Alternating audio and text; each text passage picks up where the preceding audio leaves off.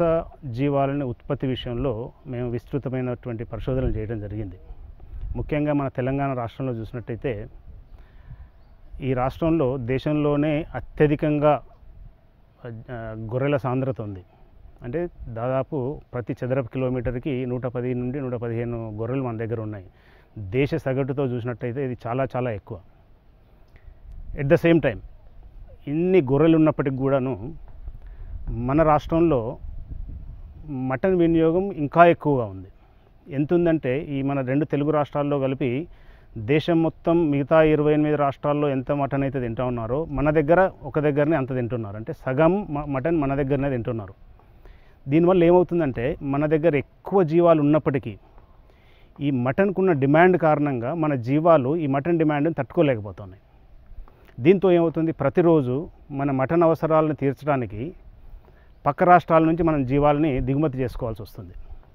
పక్క రాష్ట్రాల్లోనే కాకుండా సుదూర ప్రాంతంలో ఉన్నటువంటి రాజస్థాన్ నుంచి మన పక్కన ఉన్నటువంటి చెంగిచెర్ల స్లాటర్ హౌస్కి రోజు వేల సంఖ్యలో గొర్రెలు మనం దిగుమతి చేసుకుంటున్నాం. అంత దూరం నుంచి మనం దిగుమతి చేసుకోవాల్సిన అవసరం ఎందుకు వస్తుందంటే మన దగ్గర ఉన్న గొర్రెలు మన డిమాండ్కు సరిపడా మటన్ ఉత్పత్తి చేయలేకపోతున్నాయి. దీంతో ఒక విచిత్రమైన పరిస్థితి ఏర్పడింది మన దగ్గర.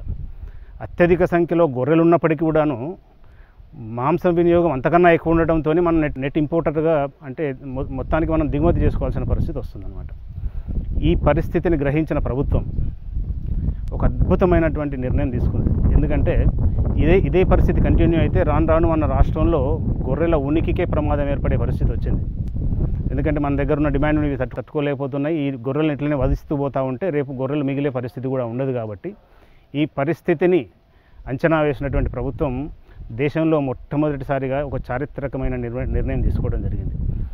ఆ నిర్ణయంలో భాగంగా రాష్ట్రంలో ఉన్నటువంటి గొల్ల కుర్మలందరికీ గొర్రెలు పంపిణీ చేయడం అనేది ఒక చారిత్రకమైన నిర్ణయం.